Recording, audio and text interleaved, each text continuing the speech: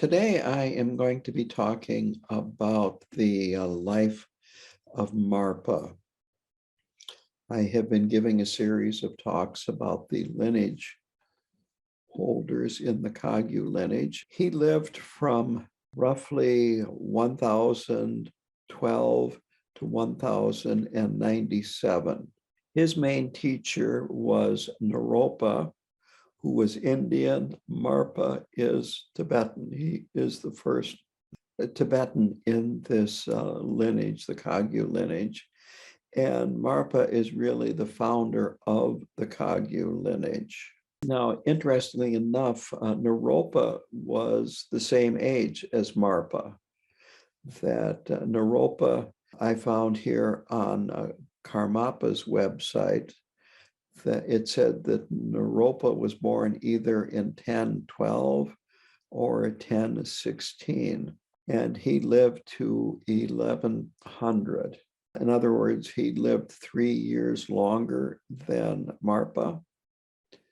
And if the first birth date is used, he then was 3 years older than Marpa.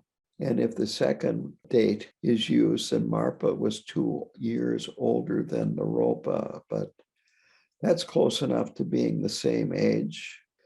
So I did the math here, and Naropa was either 84 or 88 at the time of his death, and Marpa was 85 at the time of his death. Now, Marpa traveled to India 3 different times, and he had a number of teachers, but Naropa was his main teacher. And the main teachings that Marpa brought back from Naropa and from his other Indian teachers were various tantric practices and the practice of Mahamudra. One of the main tantric practices that Marpa brought back from Naropa is the 6 Yogas of Naropa. Marpa is a translator also. Lotsawa is the Tibetan name. So he was a very important translator too of texts into the Tibetan language. And another quality of his is that he was a very good practitioner. He practiced until he attained realization. And the Kagyu lineage is sometimes referred to as the practice lineage. So these are some of the things that he brought to the Kagyu lineage. He was born in a southern part of Tibet known as Lodrak. His full name is Marpa Choki Lodro. And he had a temper that, in comparison with other children, he was wild and untamed, and a lot of people were afraid of him. If you look at tankas of him, frequently the tankas show him with kind of a fierce aspect or a fierce expression on his face. But this temper of his, this anger of his, made it hard for his parents to bring him up, and also was difficult for the other people in the area that had interactions with him. And so his parents sent him off to be trained with some Buddhist masters, hoping that they would help him tame his anger. Also at this time, it's important to know that most Tibetans were illiterate. They did not know how to write and read Tibetan. Some were fortunate enough to have their parents teach them successfully, I might add, but many did not even know how to read or write. There was no public education. And the Tibetan language itself, the written Tibetan language, was developed by Buddhist scholars, and it was developed specifically to write down the texts that were being translated from Sanskrit and other Indian languages into Tibetan. So if you wanted to really study the texts, the written Tibetan texts, that you had to learn how to read and write the language. And this would be accomplished in monasteries and by Tibetan monks usually. So he studied under a translator. The translator's name is Rokmi Sakya Yeshe, and Marpa picked up this very quickly and thoroughly, and he became a master of the written Tibetan language and also of Sanskrit. And as his study of the Dharma continued and progressed, he decided that he wanted more than his Tibetan teachers were able to give him, and decided to travel to India and to receive teachings there from masters that were unavailable in Tibet at that time. Tibet at this time was still in what might be considered this transition between a dark age, a medieval type of society, to more of a Renaissance. And Tibetan Buddhism was being revived. It had gone into a period of decline for a few centuries. So there were people that were going back to India, receiving teachings and bringing them back to Tibet. And Marpa decided he wanted to be one of those.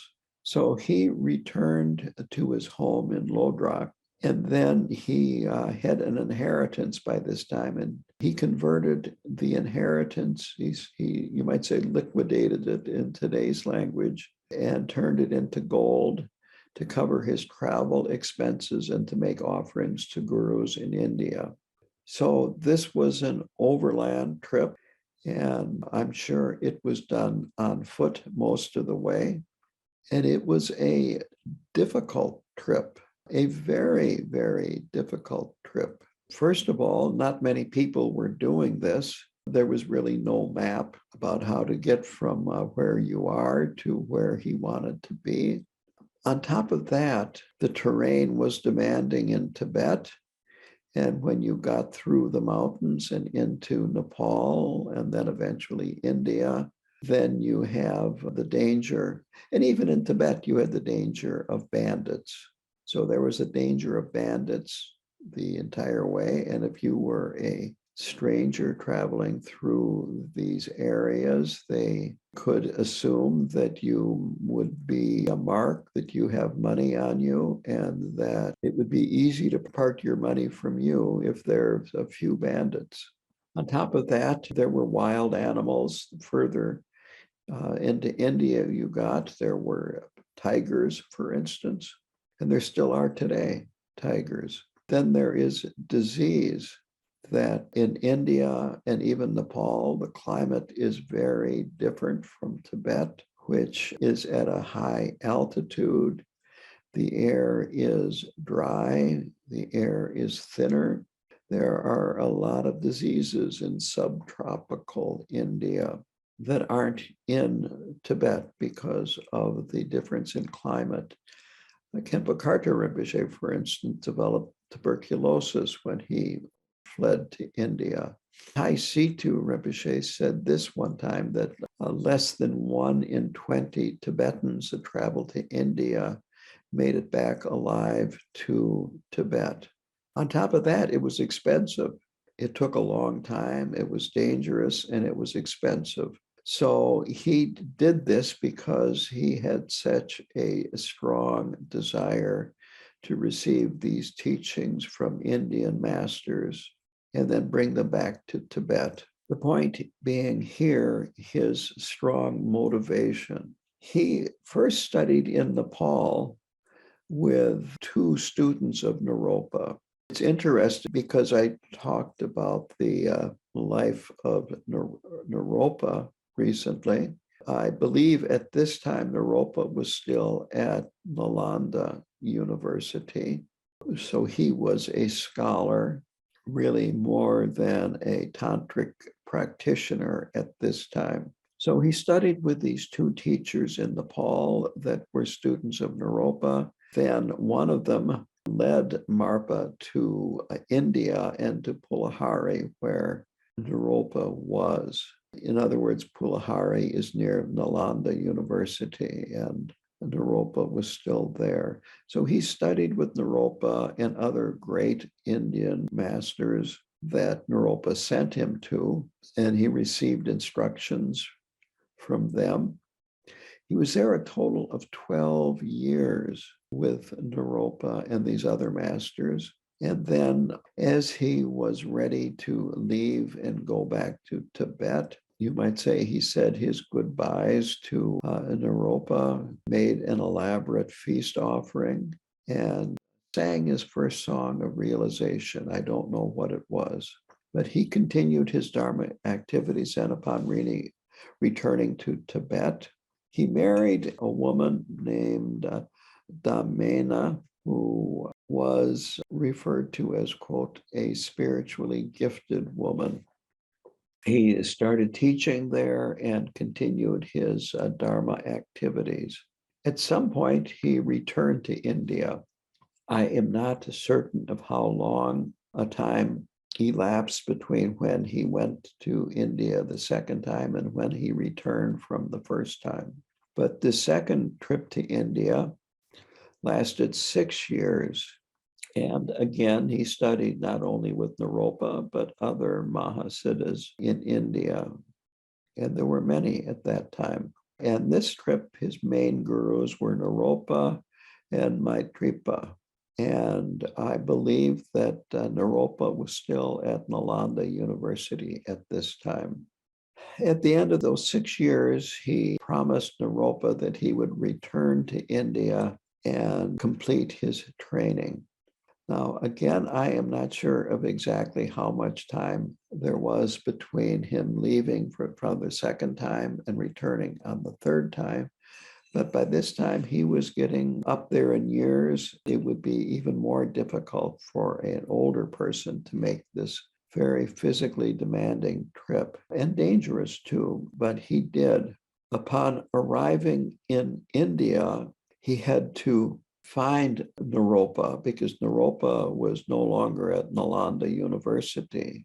Going back to Naropa's biography, he left Nalanda searching for Tilopa and followed Tilopa around for many years. That gives you an idea, actually, of the length of time between the end of his second trip and the beginning of his third trip. So well over 10 years, 15 years elapsed between his second trip and his third trip.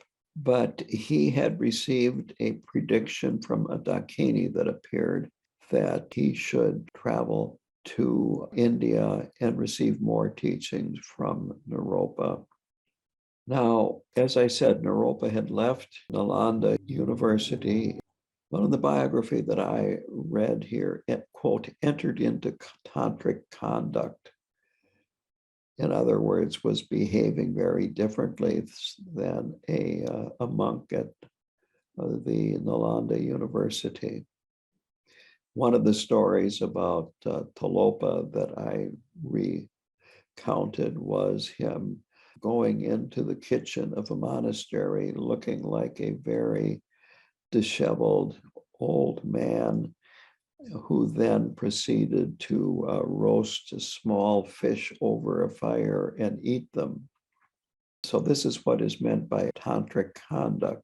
And of course, what happened was that the monks tried very hard to dissuade him from doing that. And they may have been at the point of attacking him to get him to stop. And he said, well, throw these scraps of the fish in the water. And they did. When they threw them into a river, the fish became alive and started swimming. By this time, Naropa was at a very, very high level of realization.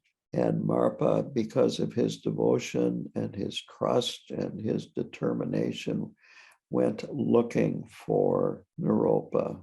And it was difficult. It was arduous. It took him a long time to finally find Naropa. And when he found them, he made an offering to him. He had brought, again, gold dust with him. And so he set up a mandala and offered Naropa the gold dust, and Naropa took it in his hand and threw it into the air, and the wind blew it, and it was all gone. Naropa said, "What need have I for gold? My whole world is golden," which was one of the first teachings that he gave Marpa on this trip. It's also reputed that after doing that and Marpa understanding, Naropa held out his hand and the gold dust appeared in his hand. So he received these final tantric transmissions, empowerments, instructions, and so forth from Naropa. And he received some prophecies from Naropa as well. One of them was that his lineage, of Marpa's lineage, and he would have a lineage, it would be carried on by his disciples rather than by his family. By this time, he had at least one son. This was one prediction, that it would be his disciples that carried on the lineage, and that there would be one in the lineage that had the appearance of a monk and would have a Mahayana realization. And this, of course, is a description of Gampopa, that Gampopa was Milarepa's student and Milarepa was Marpa's main student. And Gampopa is the first monk in the lineage, and he had been trained in the Kadampa tradition, which is Mahayana. That Naropa gave Marpa these Vajrayana teachings and practices and Mahamudra.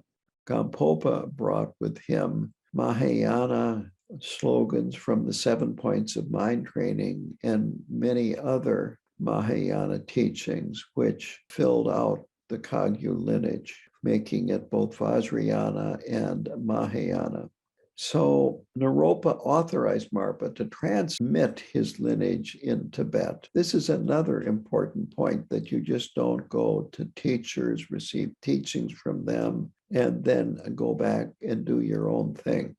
That he had this authorization from Naropa to teach. So when Marpa returned to Tibet, he used a variety of means to guide each one of his many disciples who came to him and trained under him.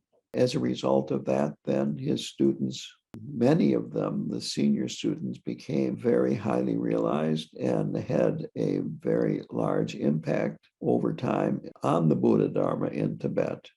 And as I said, the Kagyu lineage, sometimes referred to as the Marpa Kagyu lineage, came into being.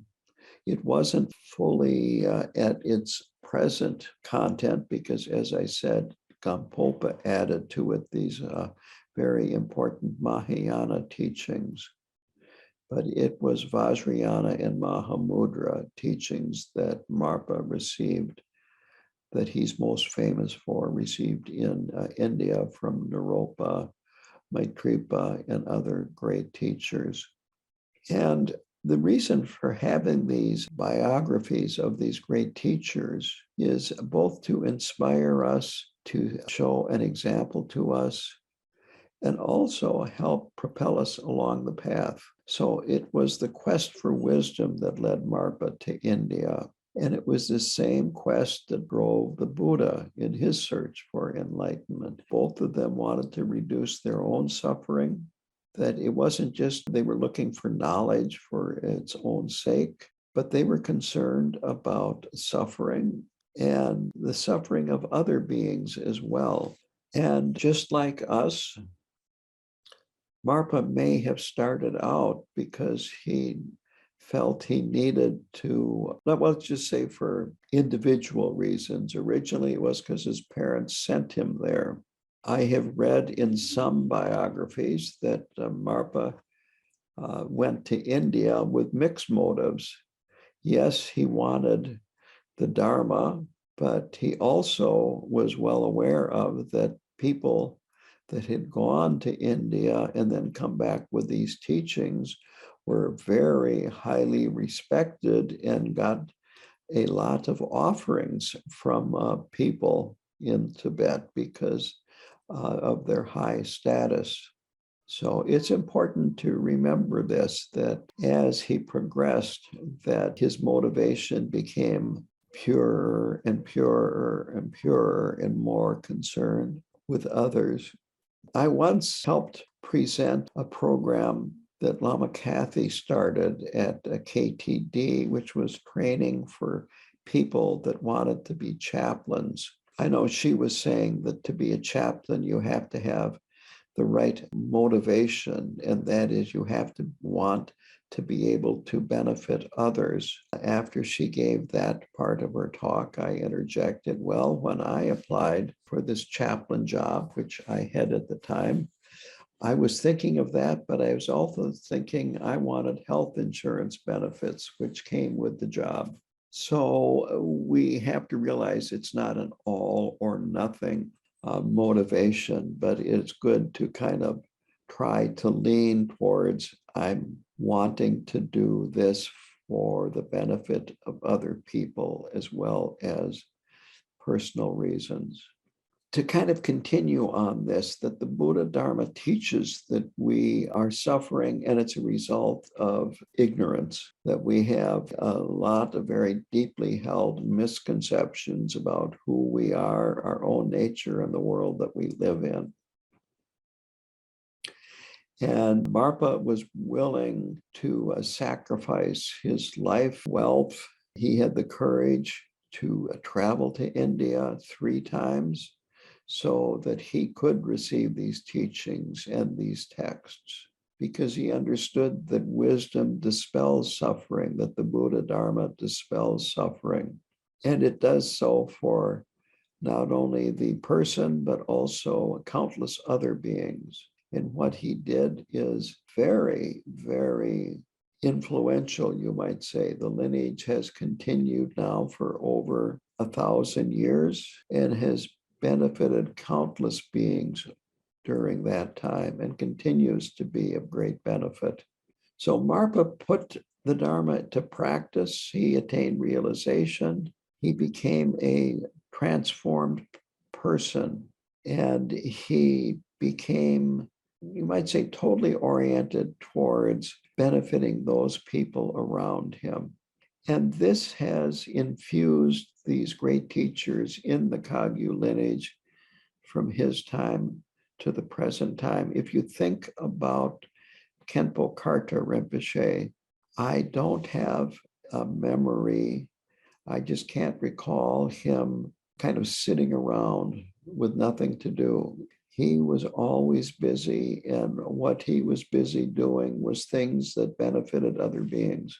In his room in the 2nd floor of the monastery, there was a bathroom, a small bathroom that was his. And next to that, you could walk through the bathroom and get to it, was a workroom. And in this workroom, he filled statues, he did sewing, and he did lots of other things for the benefit of his students. I know he spent a lot of time there. The retreat that I did, he actually sewed some of the clothes that the retreatants wore. So this is something that goes through the Kagyu lineage, this concern for other beings, willingness to work hard, long hours, and so forth for the benefit of others, and to try to help them attain realization. As I said, getting back to Marpa here, what he brought back were the teachings and the lineages of Vajrayana and Mahamudra. Of these Vajrayana teachings and lineages, the ones that he's most famous for are what are called the Six Yogas of Naropa. When we were in 3-year retreat, we were taught these 6 yogas of Naropa, as well as some of these main deity practices of the Kagyu lineage, such as Vajrayogini, Chakrasamvara, Red Chenrezi, or Gyalwa Gamso, plus again the 6 yogas of Naropa. So these teachings are really at the very heart of the Kagyu lineage. Marpa also spent many years translating Buddhist scriptures. Many of his translations are part of the Kagyu and the Tengyur. A Kagyu being actual words of the Buddha, the sutras, but translated into Tibetan, and then the Tengyur are commentaries by great Indian masters primarily. They were the ones that needed to be translated. So he did some of that translation. He is a very, very important figure in the Kagyu lineage. Again, as I said, his main student was Milarepa, but he had 3 other main students. And Milarepa then continued the tradition, and his main student was Gampopa. And Gampopa's main student was the first Karmapa,